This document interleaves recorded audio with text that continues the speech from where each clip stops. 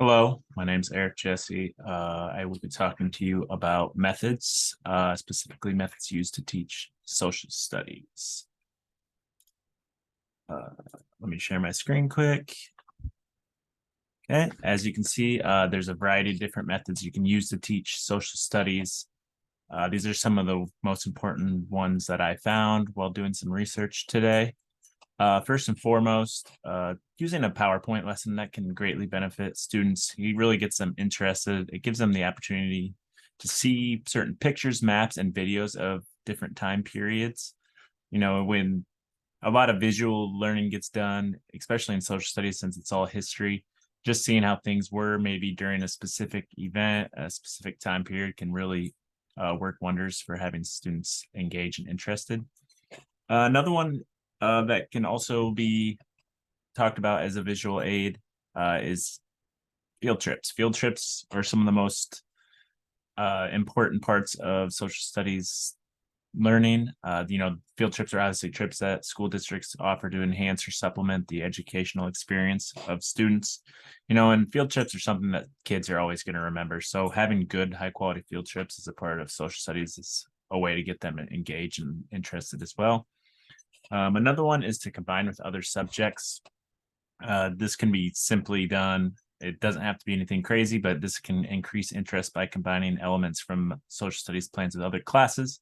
This also includes visuals that can allow students to analyze components in the image, and you can include different aspects from art as well. A very popular one anymore is simulations. This is an extra tool that can be utilized when instructing students in social studies. Learners can participate in simulation when they are put in a situation in which they must make judgments and choices in order to gain a better understanding of how things operate in the actual world.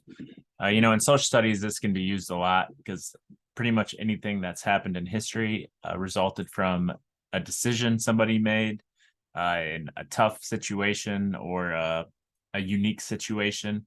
So using that and just kind of hearing their opinion and overall thought process behind it can maybe help them relate to maybe why somebody did or didn't make a decision when looking at social studies.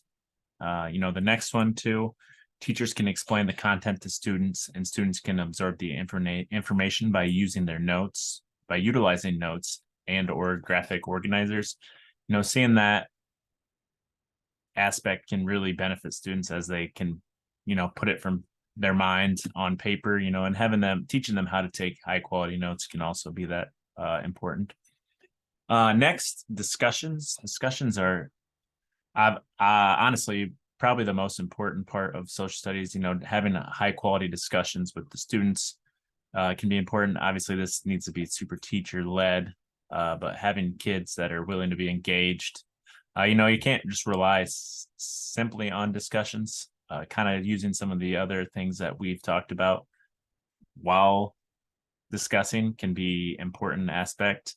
This could be in small groups or whole class groups. So just using your different resources and leading high quality discussions is key.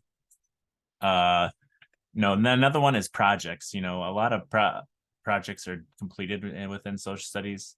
So, projects is a purposeful act and it provides the learner with learning experiences. Here, teachers can guide students and assign the projects to different groups of students. So, and then each group works on different topics or problems, and they can work together to prepare the project. And, learning can be done just from watching students present their projects. So this is another important aspect that can, increase their public speaking as well as social studies knowledge. Lastly, the most important thing when teaching social studies as a teacher is just be passionate. You're just up there reading from the textbook or, being monotone and not getting excited about it as an educator, then the students aren't going to get excited about it. And ultimately, that's what we need students to be passionate and be engaged. And it doesn't, if the teacher isn't any of those things, then there's no chance that the students will be. So all these are important methods that can be used when teaching social studies. Obviously, there's a lot of different ones out there. These are some of the most important ones I found when doing my research. So thank you.